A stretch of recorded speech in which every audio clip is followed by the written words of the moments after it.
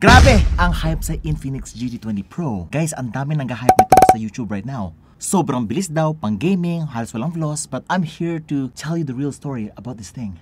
Walang halong etchas. Lahat ng pangit at pogi sasabihin ko dito. And without further ado, let us review this phone. I'm Vince and you're watching Unbox Diaries. Ooh. By the way guys, may pahabol si Infinix. Nag-release na siya ng GT20 Pro Gaming Kit. And this kit includes a gaming phone case, gaming phone cooler, gaming thumb sleeve, manual, sticker, at sabang Type A to Type C cable. Wow! This is available sa market, pero limited stocks lang po siya sa e-commerce at sa mga offline stores. Okay, here we go. Now, first of all, yung kanyang specs ay, ito na, Dimensity 8200 Ultimate processor, giving us 1 million points on Antutu benchmark. This thing is a gaming beast. Also the back, the display, everything about the design is pang gaming talaga. This thing has a mecha design. And hindi lang siya simple na design, as kasi meron siyang arc dito na umiilaw yung likod if you turn on the mecha loop lighting feature na dito sa settings. Na for me, never ko siyang ginamit na nakahubad lang sa likod ng ganito. Kasi very glossy yung likod niya, dumihin. That's why adding the hard case na kasama sa box is godsend para sa phone na to. Kasi matte finish yung likod, malinis na, at nakadagdag pa sa aesthetic ng kanyang likod. Tingnan mo, o nga no, kapag wala to, hindi masyado halata yung ilaw. Pero kapag kinaluan ng black, mas na-highlight yung ilaw sa arc. Sheesh! Can you turn off the light please? Yo! Now that is what I'm talking about. Better contrast, mas malinaw. Also very flexible and breathable naman yung kanyang case. Yun ang maganda sa kanya. Kasi nga ibang casing guys, walang breathable na butas-butas sa likod para sa heat management. Ganyan siya sa baba, sa taas. Ayan no. It's got opening pretty much everywhere on every angle. A nice design touch worth mentioning. Na for me lang no, talagang gustong-gusto ko yung kanilang MagSafe from the Note series. Sana lang nilagay dito para makalaro ako ng ganito. Tapos nag-charge siya at the same time wirelessly while playing games. Pero siguro sa future GT series na yun, I would definitely love cable-free charging when gaming anytime. Now the whole back is just plastic, and even the sides plastic. May cons at may pros din. At the same time, magaan din siya. Para pag naglalaro ka, hindi siya ganun ka bigat at mangangalay ka agad. Parehas okay sa gaming at parehas din sa pagnood ng ganyan sa kama. Ang laking tulong ng kanyang display for pretty much watching anything or playing anything on the display. Hindi lang siya malapad, manipis pa yung kanyang bezels, at yung coverage talaga ng kanyang laki ay very very wide. Kasi iba guys, yung shape nila parang sabon talaga, which is kahit sabihin mong malaki ng inches, but in reality maliit lang yung kanyang nabibigay. Pero ito guys, these design aspects like yung pagka-rectangle niya, which brings you much more immersive viewing when playing games and watching movies. So much can be seen on this display. Naka-AMOLED rin siya. This is a 6.78-inch AMOLED display na 144Hz bezel-less display daw. Yung punch hole niya maliit lang. Namimiss ko na si Notch. Na joke lang. Yun nga lang, wala siyang headphone jack for all you audiophiles out there. Na alam ko sobrang dami nyo. Pero yun, this means na bibili ka na lang daw ng wireless earbuds na gaming. Pero meron siyang dalawang speakers. Meron sa ilalim at meron sa taas. Sound by JBL. Now, oo. Meron siyang stereo effect talaga. Parang merong 180-degree na effect of immersion. Now, diretso na tayo sa gaming itself. Now, this is where it really excels. Si Infinix GT20 Pro. First, the Antutu benchmark. 933,000 points sa Antutu benchmark. Almost 1 million points siya. Some may argue na, kunti na lang, 1 million na. Pero hindi kasi ito yung basehan talaga ng tunay na performance sa gaming ha. Now for pretty much anything na social media, homepage, browsing, guys wala akong reklamo dyan. Napakabilis niya. Very smooth in pretty much any operation. Even sa pag-open ng apps, sobrang zippy niya. Ang feeling ko when I'm opening the apps is parang instant na. Very, very snappy. Magkakatalo na lang sa gaming. Now, Infinix is touting this as the Mobile Legends phone. That's right, ito na yung sinasabi lang, Mobile Legends gaming phone. At kung hindi siya optimized sa Mobile Legends, may problema tayo doon.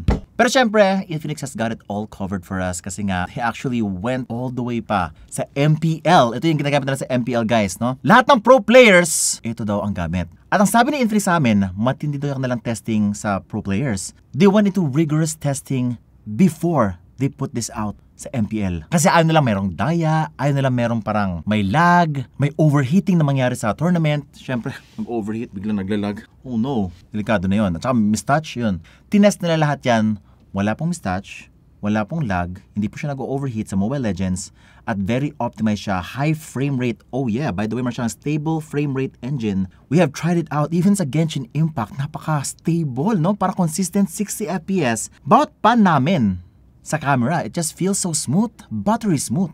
Pero may ano yun, sa Mobile Legends muna tayo, balik tayo, okay? So syempre, kailangan meron tong ultra agad. My God, kung wala tong ultra, dito Mobile Legends phone. Kailangan meron yan. And it's always 120 FPS. Wala masabi. Kung Mobile Legends phone na hanap mo, ito na yun. Actually, kahit walang performance mode, kaya niya mag 120 FPS all the time. Pero Vince, yung phone ko meron namang ultra. Ano ko naman yan? Sabihin yung aking phone, iPhone, pang gaming na. Okay, so ang pinaka-problema ko sa iPhone is yung kanyang kawalan ng game space or game mode. True gaming modes have this special feature na nahanap lang sa mga gaming phones called game mode. Ito naman X Arena ang tawag sa kay Infinix. And with this, you're pretty much getting advanced gaming features na hindi nahanap sa iPhone. Like for example, yung kanyang anti-notification, anti-messaging. Kapag naglalaro ka, walang messages na nagpa-pop up, na nakakainis. Ayaw mo yung nagrarang ka tapos bigla may tatawag. Yes, meron siyang feature dito. Also, the game mode allows you to overclock the CPU and GPU to give you more performance in-game. Ang ibig sabihin lang naman nun, more FPS sa laro. Giving you better smoothness, better gameplay overall. Meron pa siyang network boosting, minimizing the lag and pings during gameplay. Tapos guys, meron siyang HDR graphics mode dito. Bago to At nung tinurn on namin, parang mas naging vibrant yung kanyang graphics, added more textures, better contrast din. Nice. Parang lumakas yung dating nung game when we turned it on. Meron pa siyang ultra frame rate mode dito. Isa pa dito is pwede mo ring i-adjust yung sensitivity ng inyong display. Kasi kung pro player kayo, iba-iba kasi yung sensitivity ng mga kamay natin, yung mga reaction natin as a person. So you have to tune your phone to your liking. You can actually track your movements faster or slower depende sa inyong kagustuhan dito. Di ba kasi guys, medyo slow yung reaction. Yung iba naman sobrang bilis, parang nababagalan. But hindi nag-register agad yung button ko, hindi ko napapull off yung aking combo. Yun pala, mabagal yung kanyang display. But wait, tinas namin siya. Ang tanong, kamusta naman yung kanyang touch sampling rate? Ano ba talaga yun? Hindi minarket ang kanyang touch sampling rate. Pero mayroon kaming app para pang test. We received as much as 428Hz touch sampling rate, which is actually impressive for a phone. Feeling ko anything higher than this is overkill. 900, yung mga ganun. Sinasabi ni Xiaomi, 900, 2,000, mga ganun. Pero hindi naman totoo. Sa touch sampling rate natin, this is already high. And it looks like swak na swak siya para sa mga pro players katulad nyo. At ayun, flat yung kanya display, so perfect na perfect talaga for gaming. Walang mistouch whatsoever. This is what you'll get kapag ka pro player ka talaga. Hindi ka bibili ng 3D curved display phone if you're into pro gaming. Kaya lang, Vince, hindi ako Mobile Legends. Bado yun. Jologs. Call of Duty ako. Guys, inoptimized din ni Call of Duty for this phone. Ultra frame rates, eto na agad, pero low graphics lang. Pero kung pro player ka, guys, mag-ultra ka na. Do not care about the graphical capability na. Kung ito lang yung price kung mas mahal pa dito, syempre magreklamo ka. Dapat mas mataas pa dyan. Pero kung gusto mo ng graphics, kaya niya mag-max frame rates, very high graphics, ayun. Bihira lang meron ganang klaseng phone. At ayun napansin namin na sobrang smooth niya. Actually, parang it's abnormally smooth. We have never ever seen na ganitong klaseng smoothness on other phones. Not even on iPhone. Siguro dahil meron siyang dedicated gaming display chip. Stable frame rate engine is running the display right now, making everything look consistently smooth across the board. Pili ko ito yung pinaka-useful na feature niya and pinaka-relevant game to test this on. Sa FPS talaga, kasi ito talaga yung mabilisan na turning, button pressing. For me lang mas action-packed talaga ang FPS compared sa MOBA. O mag-trigger. Now, para sa akin, very important na sobrang smooth nung display at nung sensitivity ng controls para ma-pull off mo yung kill or ng evasion. No? The difference between a kill and living is just a tap away or is just a lingon away. Kaya ka lang talaga mabilis yung reflex mo talaga sa FPS, guys. And I think this phone can really help you in your pro journey. Sa Genshin Impact ba, Vince, naman kailangan ng pro dyan, di ba? So sa una, balance mode, napansin namin na hindi siya ganun ka-smooth. Only by turning the performance mode on, did we actually experience the smoothness that we were expecting on this phone. It was like parang 40, 50 lang, pas naging 60 na siya lagi after turning on the performance mode. Tapos dito ko rin na-appreciate yung HDR graphics mode dun sa panel. Parang mas nag-pop talaga yung kanyang color, yung kanyang graphics after turning it on. Oh, by the way, pwede mo rin baguhin yung kanyang look, yung kanyang color. Meron siya dito guys sa panel din. Pwedeng super OA yung color, super saturated, pwedeng medyo dark. Kung horror game yan, mas dagdag yung effect ng ganun. Meron siyang konting frame drops. Konting-konti lang naman. Napansin ko lang kapag merong mga boss fight at marami masyadong nangyayari sa screen at kapag pumupunta ka sa ibang region na parang naglo-load siya. Especially kapag maraming nire-render sa malayo. Ayun. Pero after some time, wala na guys, sobrang smooth na niya talaga. And we noticed na hindi siya ganun kainit. Saktuan lang. At syempre, due to popular demand, Wuthering Waves. Tama ba yung pagsabi ko? Wuthering. Pero ito na yung gameplay. Okay, so napansin ko, mas fast-paced. Mas action-packed ang itsura ni Wuthering Waves. Pero, ito rin napansin ko, hindi pa siya ganun ka-optimized. Pero wait lang, although medyo nagpa-frame drop siya ng konti dito, at the max settings possible, 60 frames per second kaya niyang abutin. Pero kapag medyo marami na nangyayari sa screen, no? Pagka may maraming kalaban, maraming effects, bumababa sa 30 frames per second. Pero don't worry, guys, normal to kasi nga right now, ang daming patch na nilabas ni Wuthering Waves. For me, nakaka-excite itong game na to. Para siyang Genshin Impact. Hoyoverse ba to? Pero yan ang expect mo dito sa Infinix GT20 Pro. Well, nag-i-start pala naman si Wuthering Waves. Baka magkaroon pa siya ng mga patches in the near future, making this a lot more smoother and faster for this phone. And I think for the budget, oh my God, sobrang solid talaga. Kaya lang, teka lang Beans, camera naman kasi hindi tayo mayaman. Meron ako 15K, yan na rin yung camera ko. So, kamusta naman ang camera? Mas matindi na ang image quality ngayon ng mga Infinix phones, giving us better detail, much better skin tone sa mga tao. Dati talaga mukhang process yung mukha mo kapag nag-picture ka sa Infinix. And weird yung color. This one, the color is just okay. Still not that accurate for my taste, but you are getting so much on the photo, no? Highlights are also well done. Background blur is okay. Could be better. Mga problem lang sa cutout. Hindi siya seamless. Tingnan.